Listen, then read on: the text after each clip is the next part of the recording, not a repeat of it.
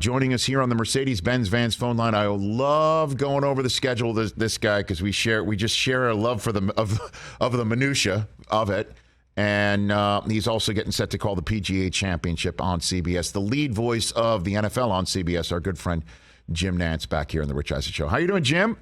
I'm doing just super. Thank you for breaking down the schedule. It's a magnificent schedule at that. You're right. We've got a lot of Bengals, a lot of Bills, a lot of Chiefs. There's not a bad week in there. You didn't mention, by the way, I don't believe you did, that we have the Bucks and the Rams, which is a playoff rematch and one of those famed cross-flex games that we get these days where we are able to trade back and forth with the Fox broadcasting system, a game from their package over to ours, and in return we send them one or two as well. So, yeah, it's good. I can't wait. But I'm all golf this week. It's the second major of the year. I know we're here to talk football, but I'm going to put my golf hat aside and let's go. Okay, and then and then you'll pick up that golf hat shortly, because again, as you just pointed out, major championship week. The NCAA tournament was as exciting as ever, and it was terrific. And you get to do so many great things for the Tiffany Network. Where does Bills Chiefs, that divisional game, rank in terms of what you hear from fans or friends to call you up and talk about, Jim? Most were saying that was the best game they had ever seen. Now, I know we all get caught up in recent happenings being the best, the worst, or the most something. It always is fresh in our minds, and it usurps everything else that came before it. But listen, I've been doing it for a long time. The NFL and college football at CBS going back to 1985. I've never seen a game like that. It was just storybook.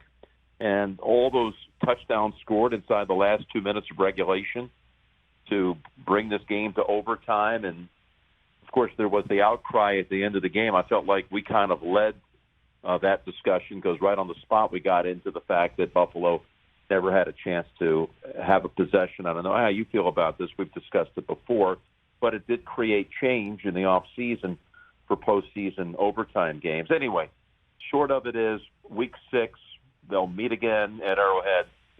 I hope they pick up right where they left off, and I can't wait to see it, the whole thing. Yeah, and the CBS football package has been for quite some time closely associated with the American Football Conference, and as you pointed out, you've got Bucks Rams on CBS. We call that in the television business, I guess, a cross-flex game in a way where, and we're seeing more and more of that. But still, it's a predominant AFC package, deepest conference we've ever seen, right? Wouldn't you say? I think right so now? Because the league, as you know, Rich, really more than ever is about the quarterback position. And it's a damn near monopoly right now on young quarterbacks on the AFC side. And as I discussed last week on the schedule show, we imported two prominent quarterbacks from the NFC, if you will, during the offseason, and that would be Russell Wilson and Matt Ryan, both of whom have played in Super Bowls. Russell, of course, has won one. Matt almost had one. And they're going to come in and have prominent roles and have a chance to lift their respective new teams, the Broncos and the Colts, to great heights. And they join this plethora of young talent like Josh and Patrick we just spoke of with Bills and Chiefs. And, Deshaun Watson's going to be back at some point, Lamar. And I think Justin Herbert's the most under-discussed superstar in waiting that there is in the league. I think watching him play, it's breathtaking. I think he might have more talent than anybody. So it's going to be fun, and it's amazing the way the quarterback position, especially on the AFC side, has been loaded up over recent years. So where it's set up the next decade and beyond to be magical. Right, and then the best receiver in the game was imported from the NFC as well, sitting out there in Las Vegas right now, and Devontae Adams and Randy Gregory gets imported from Dallas to Denver, and Khalil Mack. Khalil Mack comes from Chicago back to the AFC side. So you're going to be spending a lot of time, I imagine, Mountain time zone and West, I'd imagine. That's what I thought. That's the only thing that is a bit baffling to me, just the way the schedule worked out. You can't get everything you want, but I thought we would have week after week of AFC West matchups, and it doesn't really reflect that. Now, all of this is subject to change, but there's not really a bad matchup, at least going in. Somebody's going to end up at the bottom of that division. But that division, I've never seen anything quite like it. The way everyone loaded up on talent, whether through the draft or free agency or through trades.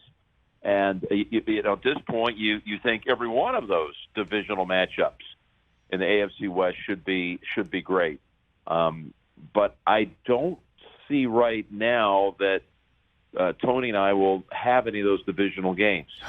No. That doesn't mean that won't change, and that doesn't mean they're not going to be prominently played in big window spaces. But it's just, we've got Dallas twice, Green Bay twice. This is honestly part of the reason why I made the move to spend most of my year in Nashville, Tennessee, because first off, I love the people here. They're extraordinary. And secondly, is the travel is so much easier for me. It's just, for whatever reason, the way our games get networked, it's a predominant Eastern and Central time zone package when you're talking about the A game and the doubleheader game. It's always been that way. And I lived out in California full-time for 10 years, and if I got one game a year in California, I felt like I was fortunate. I don't understand why it works out that way, but it does. Well, and, we got 2 Tampa Bay games this year. I mean, their schedule, I can't gripe about it. But it is not a West Coast-based schedule for whatever reason. Well, and it's you do have Christmas out here in Los Angeles with Russell Wilson visiting the Rams. That's on. I haven't quite discussed that one fully with my young kids. As you know, I have 3 children, and 2 of them still very much believe in Santa. So I saw you last week talking to Stafford. Matthew Stafford about that. Yeah. And I'm kind of in the same boat. I don't know how we're going to solve that one, but that will be a great game. That's an exciting matchup to have. 4:30 Eastern on Christmas Day, Denver and the Rams. That game should hold up and be very meaningful come December 25th. Yeah, it'll be difficult to explain to your kids why Santa looks a lot like Aaron Donald or Sean McVay.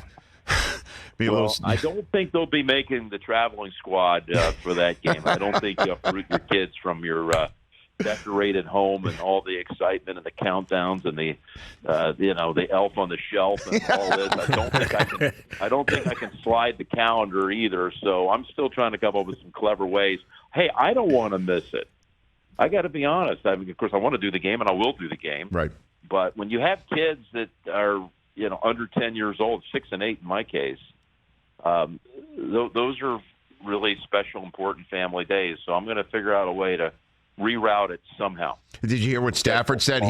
Stafford, because I asked him if he was going to just bust out like the Thanksgiving family playbook, because he had to do that for about 10, 12 years, right? The Thanksgiving Day, Stafford play football and still have a holiday playbook. And he said he was trying to figure out a way to make sure his kids thought Christmas was coming on the 26th. I don't know. Well, at least he's home. I heard him talking about it, but at least it's a home game.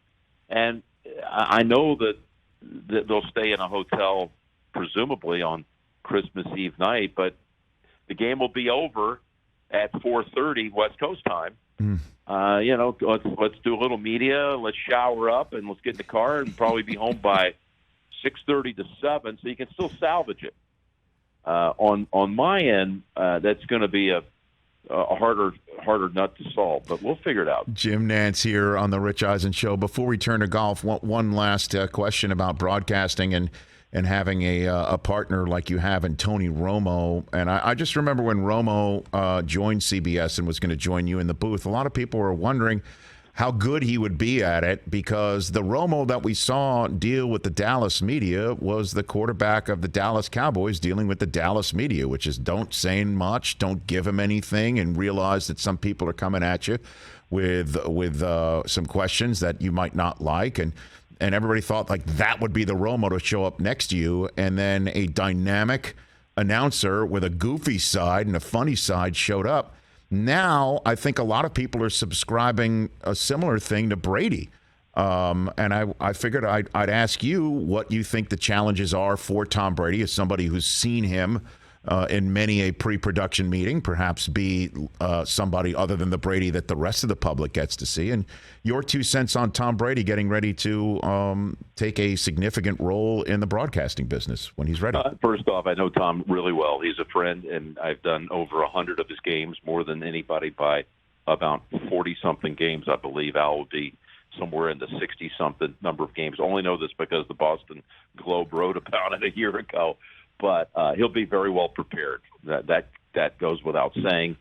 His analytical brain, when you sit in a production meeting and you hear what it is that's going on in his mind and what he sees, I know he's going to be able to articulate that. I think he'll be very good. I don't have any question about it. I did not think this was something that he would want to do at the end of his career. Interestingly, I didn't see it coming. I thought that when the playing days were over, he might want to get involved in some sort of film production and some behind the scenes things like that. But I'm thrilled that he's going to have a voice in the sport. And I think what's happened here recently is that everyone's realized that platform, being a lead analyst on one of the very few, handful of packages in the NFL, it's a big deal. And you are extremely relevant.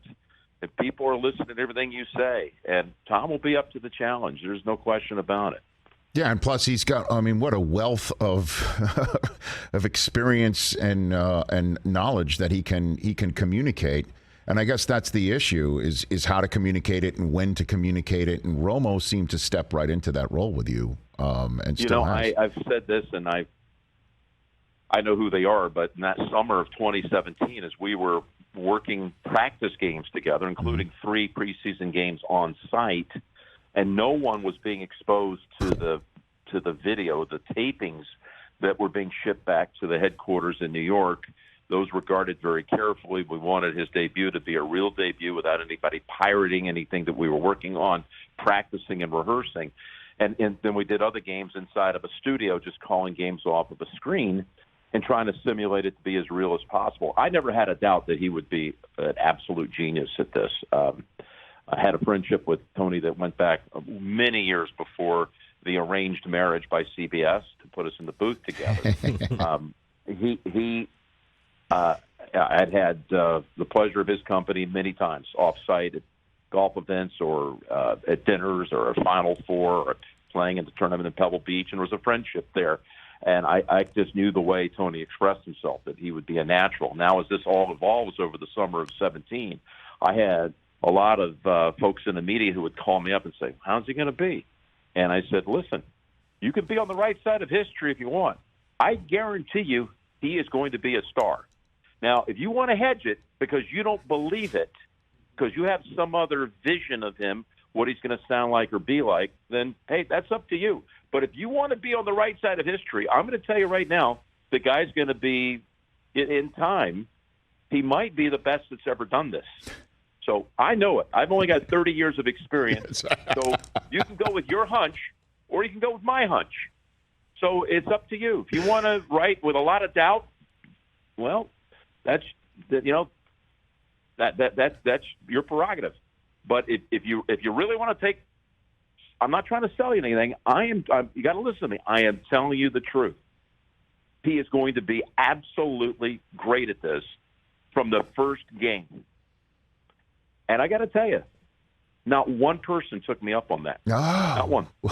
Not one. Not one. I know who they are. And, they hedged. And they jumped on board really fast, for their expert analysis on it. But going into it, I had the inside track. I knew it before we even did a practice game. He was going to be a genius at it. So, and he did a lot of work, though, to understand the mechanics of it, the ins and outs, and how broadcasting works and all that. And I'm extremely proud of him. I love working with him. And you know what the amazing thing is, Rich? We're going to year 6.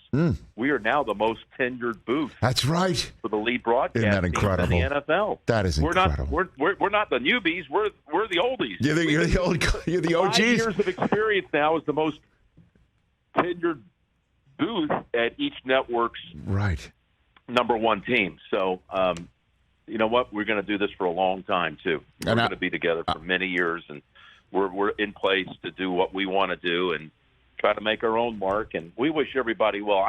I know people trying to make this a competitive thing, but, you know, we got our own games to worry about and things like that. We're all really trying to present the NFL in the best possible light. So, you know, other broadcast teams, you know my friendships that are out there with other guys that are in lead roles. These are like lifetime, special, real friendships. I don't pull against anybody. I'm not trying to outdo this. We just want to be the best we can be. And I just like our situation of having the chance to go work 21 weeks a year together, having fun, conversing, looking at one another face to face. I've never broadcast like this before. It's the way Tony likes to do it. Sure, the field is right below us, but when we're actually talking to on the air, our comments, we're actually making eye contact. We're not looking down at the field without making eye contact. We're looking and angled at each other. And I think that's part of a little secret sauce, if you will. Most of the time, you kind of always have your eyes on the field. We have our eyes in our sight line, Rich. We have a whole row of like 5 monitors. So I can look at Tony, and I can see a shot change just looking just off a little bit past his eye line. Same thing for him. He's angled at a 45-degree angle, and he can still see what's going on. Now, when the play starts, we turn our attention to the field. Mm-hmm. When the play is, we're looking at each other. It's unique. It's a blast. I'm just happy that the NFL is such a fun part of my life these days, and Tony's a giant reason why. It is. It's going to be a great season, no doubt about it. And I appreciate you taking the time now. Certainly on a busy week for you. Before I let you go, do you have any thoughts on the PGA Championship? You're heading off to Southern Hills CC today. What are your 2 cents on what to expect this week? This course is going to show up. It's going to look like an incredible stage. I know that sounds a little weird, but if you're a golf guy or golf person, and you get these major venues and you get this excitement about, man, wouldn't that be fun to go play there? I think there's going to be a whole new appreciation for this place called Southern Hills, which is rich in history. It's already had 7 majors in its past, but it's going to be a little bit different after Gil Hanse came in and changed it. We got Tiger feeling a lot better than he did as far as health and strength at Augusta a month ago. I actually think he can contend. You know, we got Jordan Spieth, who's gone 1-2 his last 2 starts. And the significance here, and it's a lot of significance, if he were to win here, it'd be just the 6th in history to win the career Grand Slam. You know, joining Tiger and Jack and Gary Player, Ben Hogan, and Gene Sarazen. The only 5 players have won all 4 legs of the Grand Slam. Jordan Spieth can enter that company with a win this week, and he seems to be primed to do that. Of course, you got Scottie Scheffler, who's having this season of all seasons for him. He's won 4 times, including the Masters. So I don't know. It should be great fun.